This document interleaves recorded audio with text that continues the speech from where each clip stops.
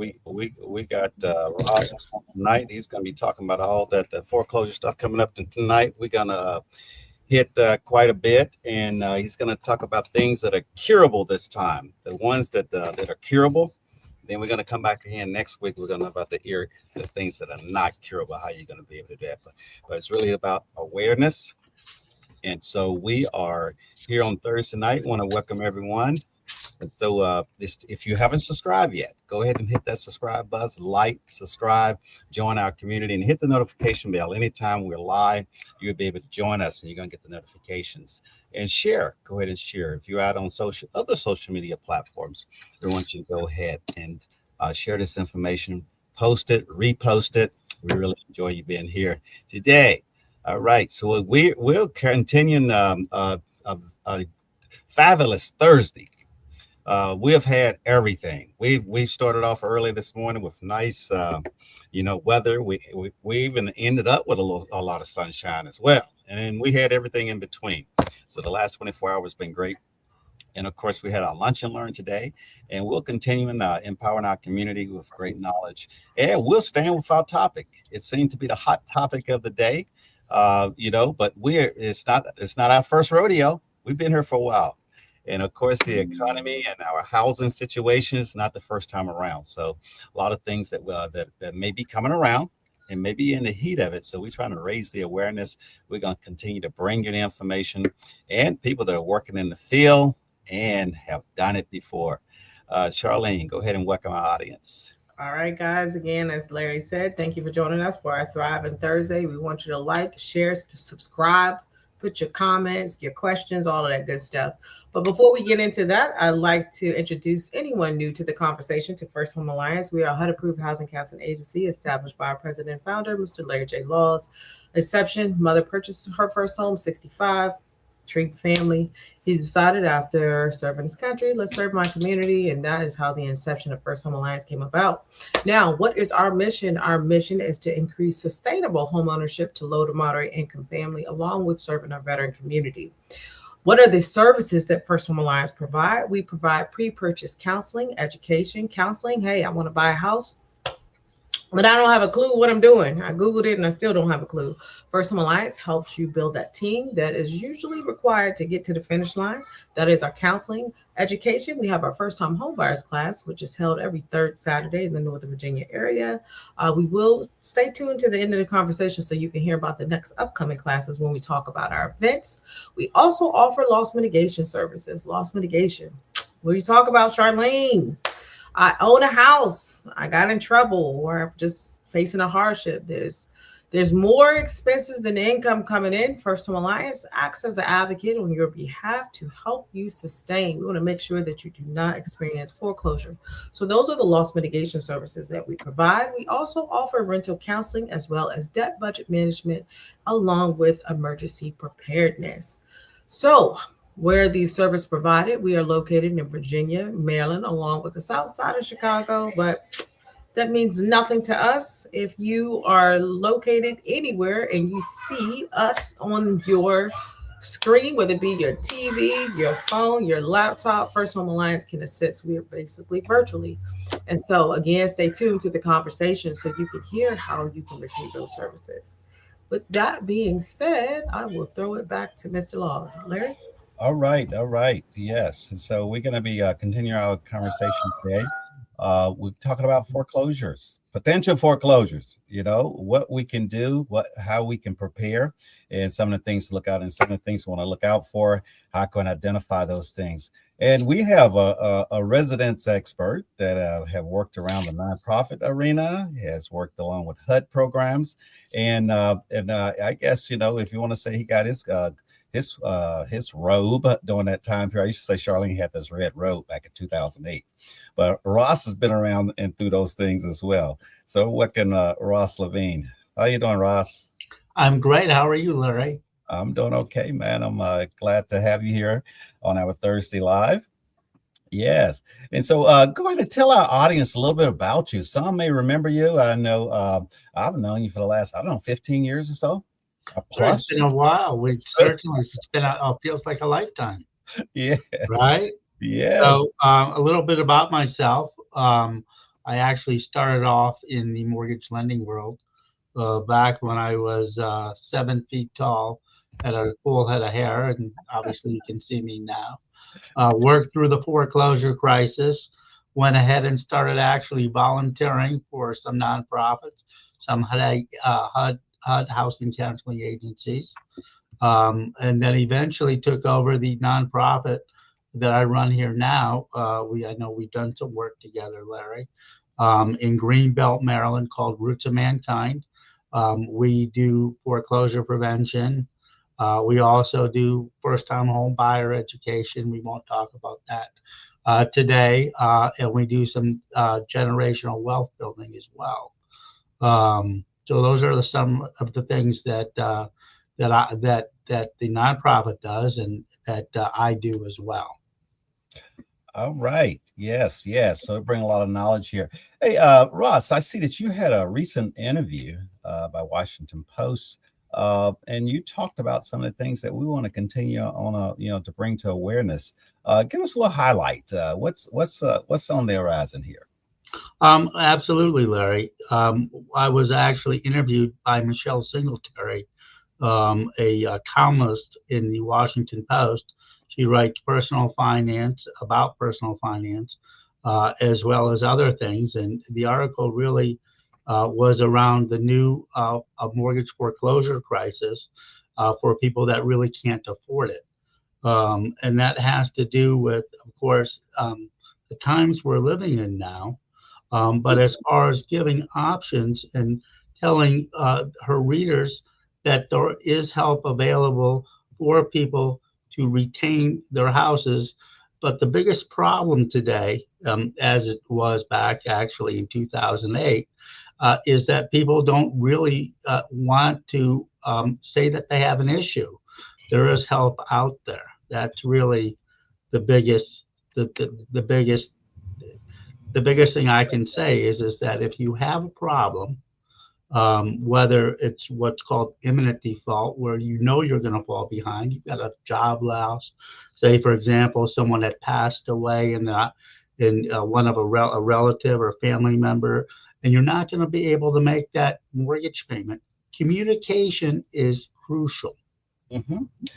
Yes, and you said a good thing, a key thing there: help for homeowners. And I think we actually we've done some workshops, and it was for help for homeowners. And so, what are maybe some of the things that individuals should be aware of, as to they may not know they're in danger. What are some of the call signs? Well, as far as their budget, it's important to keep making your mortgage payment. If you're not able to make your mortgage payment, pick up the phone and call the lender. There are programs available. Say, for example, with a hardship, you have to determine if your hardship is either long-term or short-term. A short-term hardship is something that lasts generally about 3 months. Okay. Yes. And so it seemed that, I think the last crisis, if you want to say that, we haven't quite got over them yet, with the pandemic, and there is quite a bit of our homeowners receive forbearances. And so, what are you hearing in reference to individuals on forbearances are moving in or out around the forbearances? Well, the forbearance is basically what that is. It's really a pause in your monthly payment. So that, say, for example, if your mortgage payment is, let's just say, $2,000 a month, and the mortgage company would go ahead and say, you can make a payment of $500 a month, or even no monthly payment. That's what a servicer, or that's what considered in loss mitigation is a forbearance. You're currently in forbearance or forbearance payment. And again, that generally lasts anywhere between 3 to 6 months. Okay. All right. And Charlene, you're welcome to talk about these forbearances. Are you able to see any homeowners that you're talking to that are in forbearances, and how they handling those? Yes. So in the last 2 weeks, we were able to get, actually day before yesterday, we was able to get an individual who was in a forbearance. She completed her trial and was able to go through that forbearance, and the monthly payment, I think it went up by $3.17 from the trial to the permanent. And so those are some of the success stories that we're seeing with the forbearance, but then we're also seeing some that's not so successful. Um, and I really think it in terms of the success versus the not, I really think it has a lot to do with the total amount that the person owes. I feel like the less that they owe, the easier it is sometimes to make it work. I think when we're looking at these forbearance where we're talking about 12, 24 months, some 72 months, I think it becomes a lot more challenging for that servicer to make that more affordable for the homeowner, especially if the hardship was a reduction in income. And so, with that being said, Ross, you talked about imminent default. I think it's really, really important that individuals reach out to HUD-approved housing counseling agencies in the beginning versus getting on the forbearance. And these forbearance, you could kick the can down the road for a minute with these. And while you're kicking it down the road, you don't realize in terms of the outcome, you're just making it harder for you to get a sustainable outcome. I mean, it feels good, not necessarily feel good. You got the weight off your shoulder, while you're in the forbearance. But I think that they're not looking at the end like, okay, how am I now going to wrap 30,000, 40,000 plus into this loan and make it affordable? So when we talk about imminent default, I think it's really imperative that you reach out to us in the very beginning where that resolution can actually be sustainable. Yeah, and so we're gonna do a two-part, and tonight, forbearance is one of those tools. It's one if you want to say the lender, the servicer have a tool bag, they pull that forbearance out, but it's it's not the only option. But we're talking tonight about those things. I've used terms such as curable and incurable, but for forbearance on the front end, quite a bit is one of the situation that there's a possibility it could all be all right, but it's not the end. It's not the end of that. Usually you don't just go back for forbearance to you fully servicing your loan obligation. Ross, what are some of the other, maybe another option that on a curable situation that could be an option for our homeowners? Well, depending upon the level of delinquency, for a forbearance is one, as we had said. A repayment plan would be another. So, say for example, the homeowner now lost their job temporarily, and now they're fully employed, and they have surplus income. They could take those payments, say the past due payments, anywhere between 3, 6, up to 12 months of payments, and go ahead and do a repayment plan, basically taking the past due payments, paying those over a period of time. And what's unique about loss mitigation and working with homeowners, and the reason I like it so much, is because no situation is the same. Mm-hmm. Everybody has their own unique set of circumstances. And if someone's wanting and willing to want help, because that's the first thing, to acknowledge, one, that you have an issue with your mortgage payment, then to be able to go ahead and try and come up with a workable solution. Mm-hmm. So a repayment plan is certainly one other tool, if you will, in the toolbox for home retention, and to be able to go ahead and have a homeowner be able to make up those missed payments. Yeah, they're going to obviously have an increase, but they're able to go ahead and do that and keep the same terms that they had initially. Okay. But what, repayment, that really sounds like a really good option. I mean, I'm quite sure I don't know. I used back in the day on the plans that I came up with, I used to take my stereo down to the pawn shop when I needed some cash. I used to take it down to the pawn shop and they give me some cash, and then they give me a repayment plan. and I get a chance to pay whatever loan they gave me, for maybe $100 piece of equipment. They give me $30, $40, and I pay them back, $10 a month until I got my stereo back. But it sounds like a really good option. Is it a good? Tell me about that repayment plan. Well, the repayment plan really all depends, again, on the level of delinquency. So if someone, say, for example, is only, say, 3 months behind or 4 months behind a repayment plan, if their payments, again, in that example, 3 or 4 months, say they're $6,000 past due, in addition to having to make the regular contractual mortgage payment.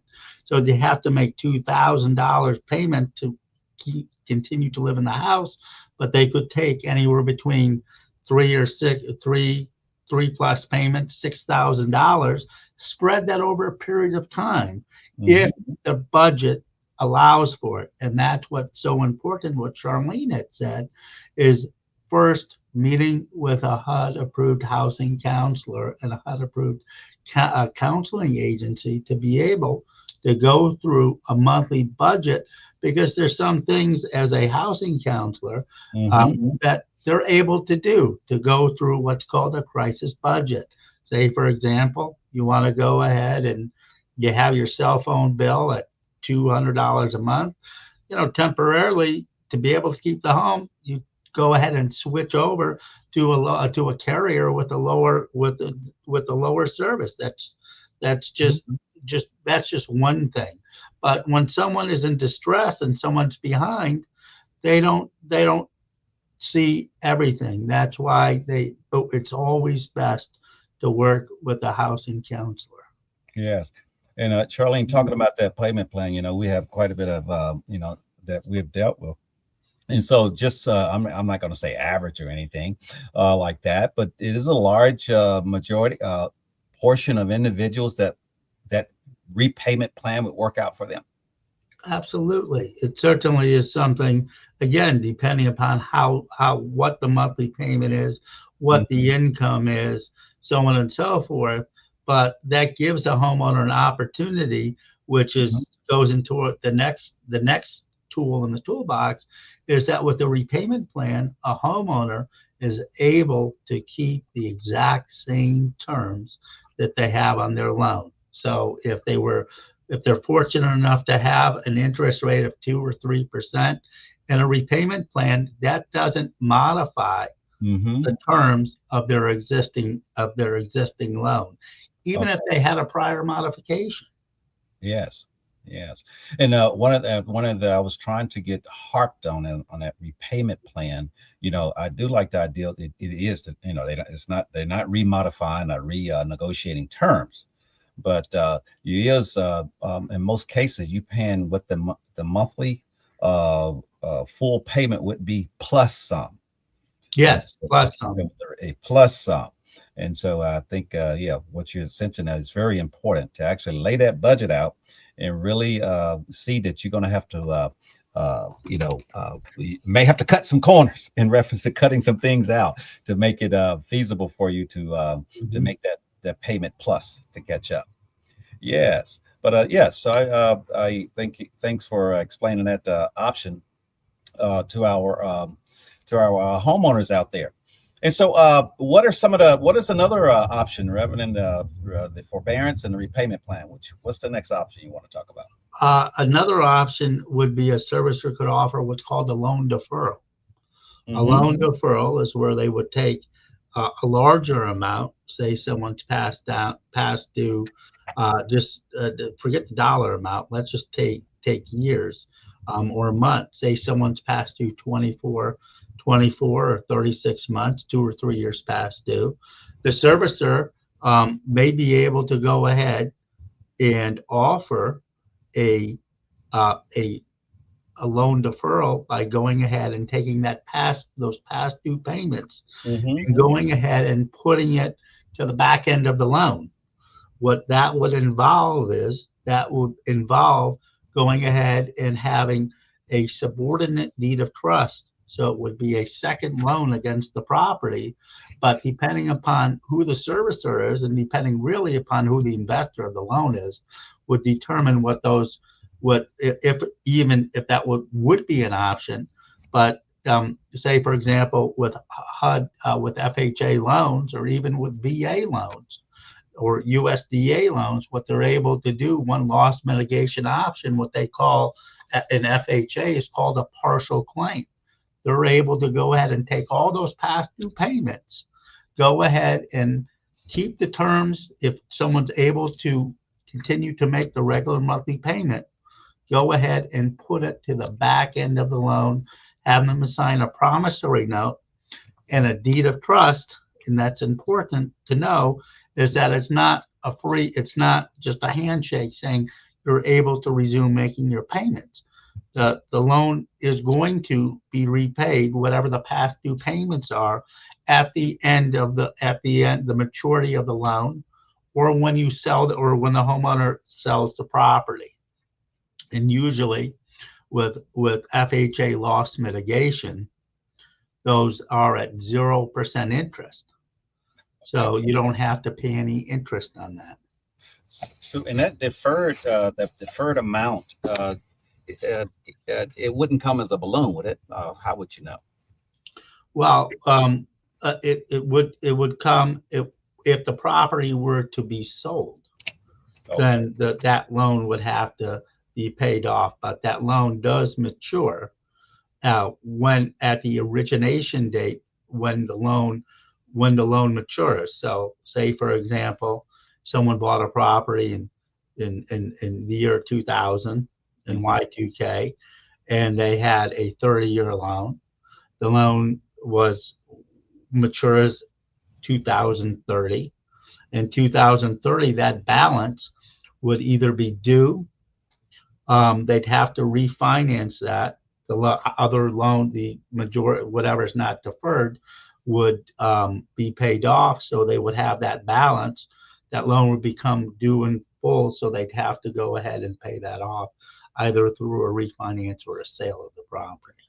And would you, maybe bring to attention of our audience, how important, if they have got, even when they got a modification before, most definitely if they got a loan deferred, what is to have someone, housing counselor or someone, to come in and actually take a real good look at that loan that they have, to prep them in reference to maybe, considering a refinance before getting to the end where you won't have very many days to cure it.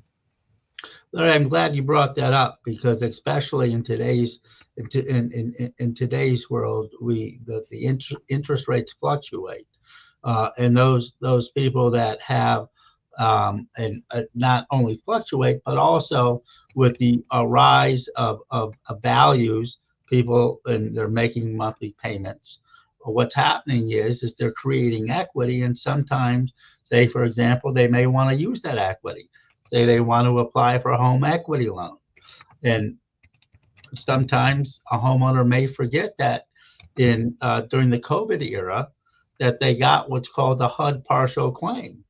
So they're now saying, for example, they were able to defer, say, up to 2 years worth of mortgage payments. Those deferred payments obviously are accruing at a 0% interest. Let's just say it's $30,000. They built up equity, and now they want to go ahead and they want to get a home equity line of 100, and they're going to have to go ahead and pay off that non-bearing interest loan of $30,000, and they're going to be paying interest on the home equity loan, because on a home equity loan or a second deed of trust, because that HUD partial claim, if you will, was in second position. Now it has to be paid off for you to be able to go ahead and the homeowner to be able to get a second mortgage. So they're paying interest on something that on money they shouldn't have to pay interest on. So it's very important, like you had said, to meet with a housing counselor to go ahead and have them review your loan modification that you previously may or may not have, as well as to search public records, because if you're not making monthly payments on it, it's usually something you forget about. Yes, true. Yes, and just a reminder to our audience out there, we are HUD approved, a housing counseling agency, First Home Alliance, and we have Root of Mankind, his online as well. And of course, you can contact us anytime to get answers to your mortgage situation. And also tonight, the lines is open. If you want to drop us a line in the chat there and get one of your questions answered tonight, of course, we're not going to be able to give you, if you want to say advice, and we're not here, we don't see your full financial picture, but we can give you some feedback on your suggestions or questions that you may have. So go ahead and please drop that in the comments if you have comments, and we can respond on them while we're online tonight. All right, Ross, what's another option there for our homeowners that may be facing a mortgage crisis?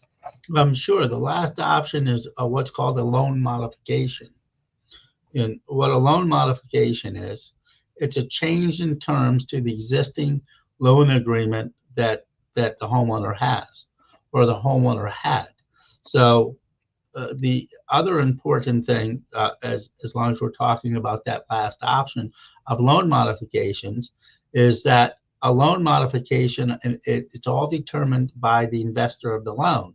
So that if one receives one loan modification, there may be an opportunity if a homeowner is in default or in distress for a homeowner to get another loan modification. However, we started off the conversation when Charlene had mentioned that she had a homeowner where they got the trial payments, and then the modification or the payments went up. I believe she said $3.17 is, I think, what she had said. It all depends upon who the investor is, and with a loan modification, monthly payments can go up. So if your mortgage payment, again, let's use a figure of $2,000, depending upon how far past due someone is, and they're $30,000 past due, their payments could go up because interest rates are not what they were back in year 2020, and the payments could go up $100. The payments could go down. Payments could go up possibly more. So it's very important for homeowners to work with a HUD-approved housing counseling agency to be able to go ahead and go through that to see if it's affordable, to make sure the modification makes sense. Because sometimes the modification may not make sense. And of course, Larry had mentioned that we're going to be talking about that next week. Yes. Okay. Yeah. And so, Charlene, talk to him about, in reference to, trying to keep this home. And talk to him how important it is to try to get this work out.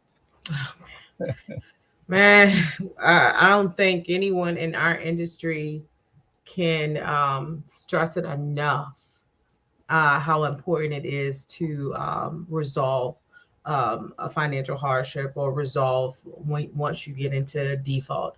It's almost like, I don't know, diving into the deep abyss and just thinking that, somehow, some way, I'm just gonna wake up one morning and this all is gonna be over, which I feel like sometimes that's how the borrower looks at it. Like, I'm just gonna get up one day and this is just it's gonna be okay.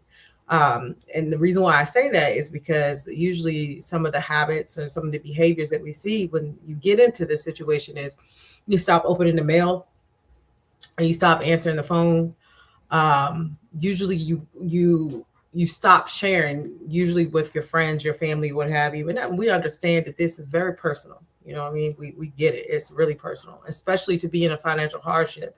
And especially if you came from a world where you never really experienced a financial hardship. You was a person when you purchased your house, you had adequate savings, and maybe you had two incomes, or you were married, or this, that, and the third, and you experienced a divorce. So you went from a two household income to a one. It's really sometimes all foreign.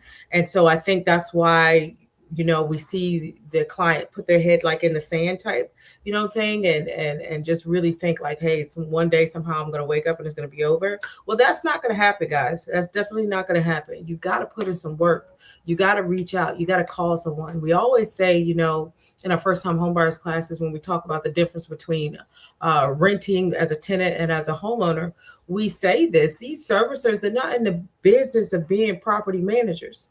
So when you get into a hardship, they want to figure out, how can we help you help us, because we want performing portfolios. So with that being said, going back to your question about how important it is for individuals to come to a resolution to make it work out, is because it's like putting your money in a trash can and lighting it on fire if ultimately you allow that property to foreclose. It's also like, I had a client that was in the property for almost 4 years without making the payment, and they decided to move forward and liquidate. Earlier in our lunch and learn, Larry, you made the great analogy about pulling the, what did you say? Pulling the anchor. Pulling the anchor. Well, this individual didn't pull the anchor. And when they were ready to pull the anchor, and we ordered the payoff, and then when we got the BPO to see, okay, what this home could be sold for, it was nothing.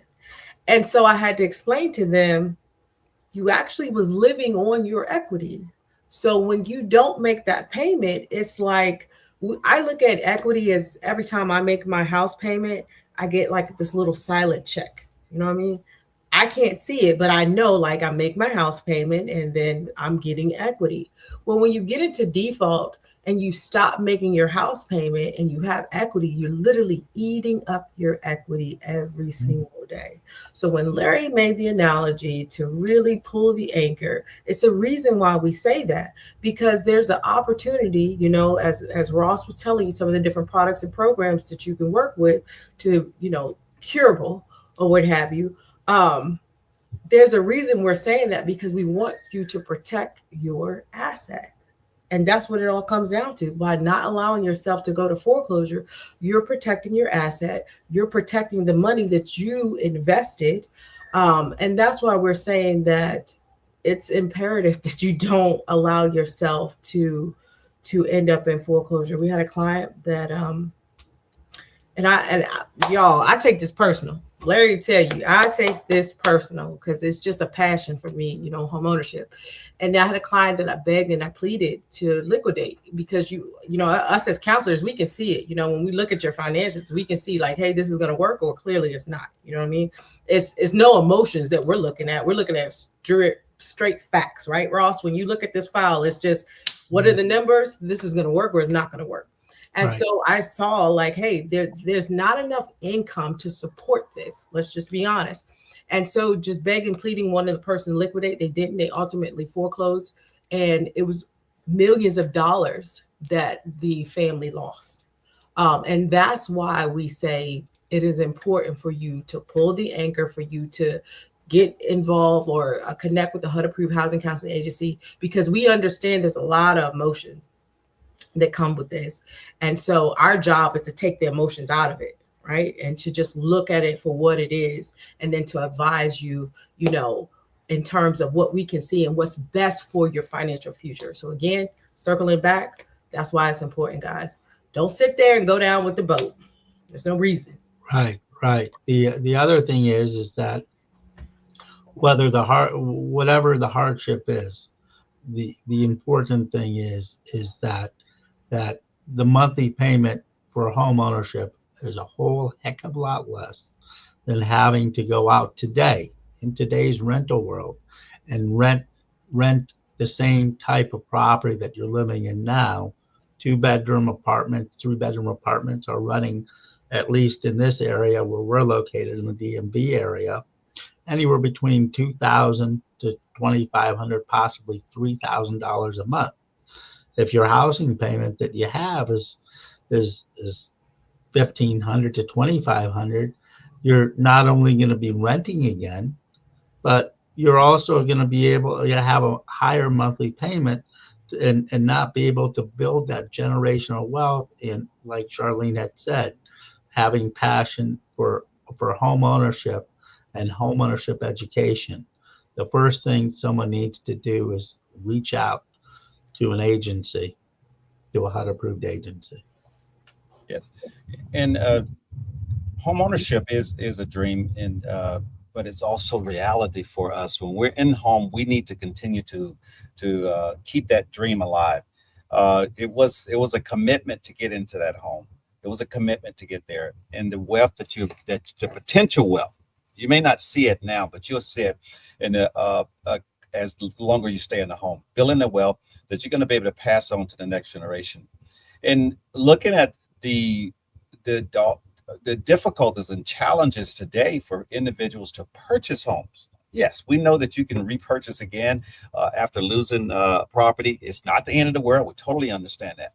But where you are right now, and you have invested in that home for 2 or 3 years, that is, you have put money in the bank. You put money in the bank. It will continue to grow. It will continue to grow. There's been support on the in our Congress, to pass a bill, so that it can provide more housing, because there's a shortage. There's a shortage of housing.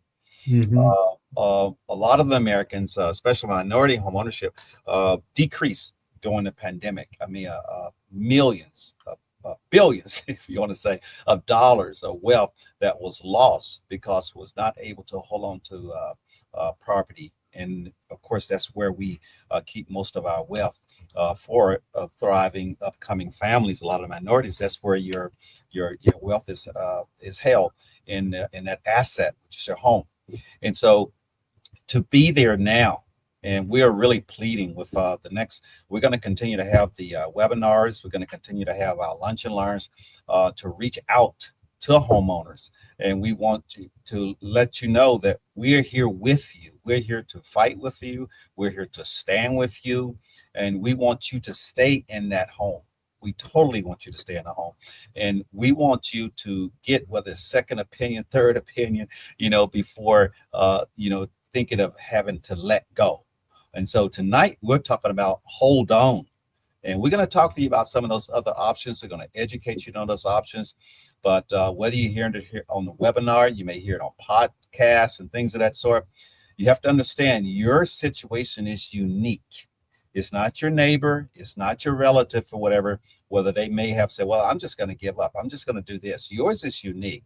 Or they may be saying that they got a forbearance. They may have gotten a deferment, a rate reduction, or, whatever, a principal reduction, all these other terms they may be saying that they got, but just because it happened for them, it may not happen for you the same way.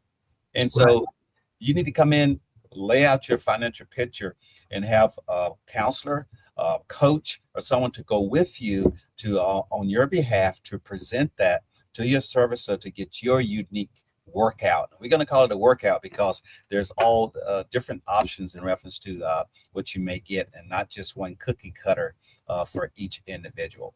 So I want to plead with you to stick in there and begin now to reach out. You don't have to wait until you're at the end of forbearance. You can begin now. You don't have to wait until you get an offer for a repayment plan, whether you may or not be able to handle that. Before you get those offers in the mail, or definitely if you've gotten an offer in the mail from your servicer, definitely bring that as well. But you don't have to wait that long. So come out and let us help you and walk with you along this path to successful and sustaining that home ownership. Yes. Okay. Yes. Any other thing you want to add to that, Ross? No, I think you basically summed it up. Is that whether you have a hardship, you're behind, you're not behind, you think you're going to be behind, you've been offered a workout, bring it in, bring it to First Home Alliance, bring it to a housing counseling agency, to go ahead and have someone independent, neutral, review it to make sure it's something that you can afford, something you want to succeed. And we all, the three of us on here, want you to succeed and be home owners. Yes, definitely. Yes, and I want to welcome our audience, those that saying thanks, and we want to thank you for being here as well. and continue to come and join us, and also share this information. And if you have any comments or questions that you would like to have asked, we got a couple of minutes here, so go ahead and pop those questions in there. We'll be glad to share with you our suggestions and how we can help you. Yes. Okay, Charlene, any lasting words here on the topic of workout and keeping their home? No, I think Ross really covered all the different programs in reference to sustainable resolutions or curable resolutions.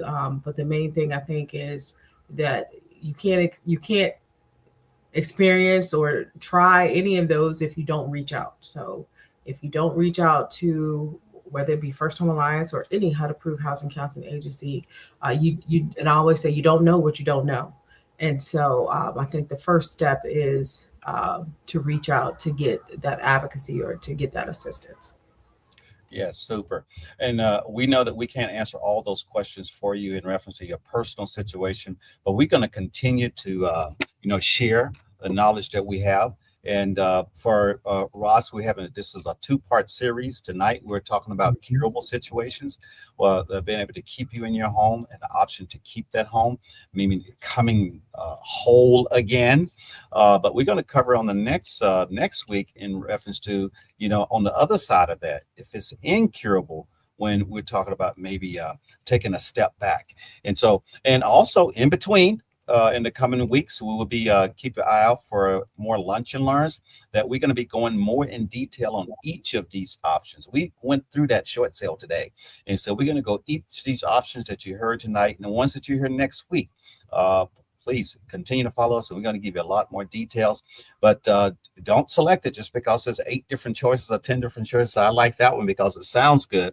You need to understand these, but again, your situation is unique. You need to sit down with someone, a third party, that we have no vested interest other than for you. You are our interest. With any decision, any suggestion, and it's going to be your decision. We're just going to lay out all those options and let you know exactly where you stand, and let you. We're going to help you make the best decision.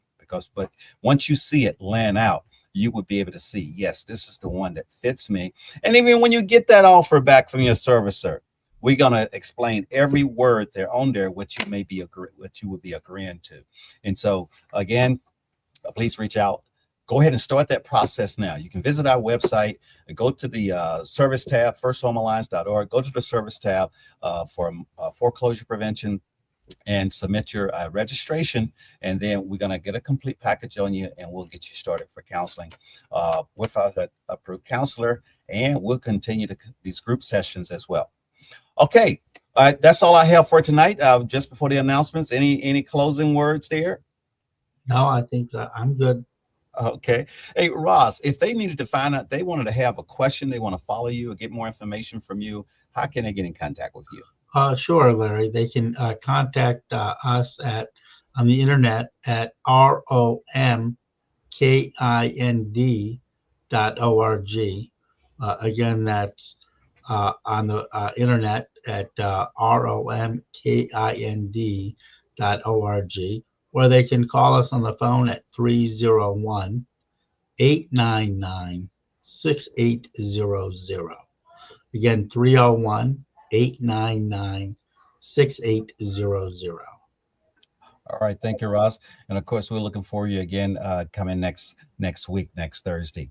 Okay, for our audience, and also whether it's new and old, we're looking for a full plate here, a full room. We want you to pull your mats out and join us at 7:15 on Monday morning for Yoga with Tippy. It will be recorded on this, pre-recorded again this Monday. That's her routine that she's got going, and she's already put that tape out there. She's got it ready.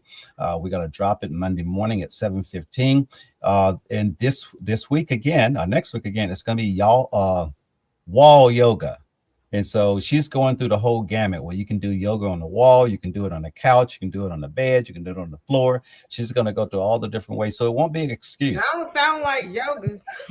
Don't sound like yoga to me. What you talking about, man? Tippy said doesn't matter. You can do it any place. Right. Okay. So she's going to be helping us with some wall yoga on Monday morning, but you can pull that up at any time. Also, go ahead and mark your calendars. Mark your calendar. Matter of fact, go ahead and scan that QR code. So if you got your phone, take a picture, scan the QR code. Of course, you can go to the website and download it, and you can go to the other social media platforms. We're having our Community Appreciation Day. This year, it's going to be on April 25th. It's going to be at the Veterans Memorial Park. Wait, looking at today, you don't know which way the weather is going to turn, but when it comes to end of April, it is Volunteer Appreciation Week, and that would be the last day of the Volunteer Appreciation Week. And so we like to say thanks to our volunteers, but also give appreciation to our community. And it's a great day to come out and have fun. We're going to have yoga there. Tippy is going to kick us off. I got confirmation. We're going to have Zumba. And so we're going to feed you. You're going to get full, but also we're going to give you options to work some of that stuff off. And also we're going to have the natural trail walk, some other fun and games and raffles, something there for the whole family and kids. So go ahead and register and come out there, and look forward to seeing you. Again, that's on the 25th of April next month. And other announcements we have is our first-time homebuyer classes that are coming up. Please check out our website that's for those classes. Charlene, do we have another one this month? Yes. So we have two first-time homebuyers classes this month. We're going to have it's going to be March 21st at the Ferlazzo building this time, and that's located off of Canton. Don't give me the line, y'all. I was getting ready to say Canton Hill. Cardinal. There we go. Cardinal. That's off of Cardinal. And so that's going to be March 21st at the Ferlazzo building. We'll be located in the cafeteria. And then we're also, if I'm correct, I don't know if we confirm, but it's going to be the Charles Houston Recreational Center March 21st. That's also going to be in Alexandria. So we will be having two classes that day. And so please visit our website to register for either the Alexandria class or the Prince William County class. Yes, and for our military personnel, those don't mind getting that real ID and going on the military base on the 26th. That is a Thursday. That's going to be on Quantico, and that would be a 6-hour class there. We get started a little bit earlier. Those military guys like to get started early in the morning, so we're about 8 o'clock for the class on the 26th. Please, you can check our website. You can also go to Virginia Housing website for the classes as well. Select the ones. Look for Charlene's name. Look for the ones that First Home Alliance is sponsoring. Of course, we have nothing against the other facilitators out there, but we like to see you in person. We like you to being engaged with our community. Not only we want you to come to our first-time homebuyer classes, but we also want you to sign up for one-on-one coaching so we can walk you step by step through the home buying process and be there to celebrate with you. So we love to celebrate your accomplishments, and so please join us for our workshops and go through the process. All right, that's all I have for tonight. Visit our website. That's firsthomealliance.org for all upcoming events, and also continue to follow us on social media. You'll have a good evening, and thank you for joining. See you next time. Bye-bye. Bye-bye.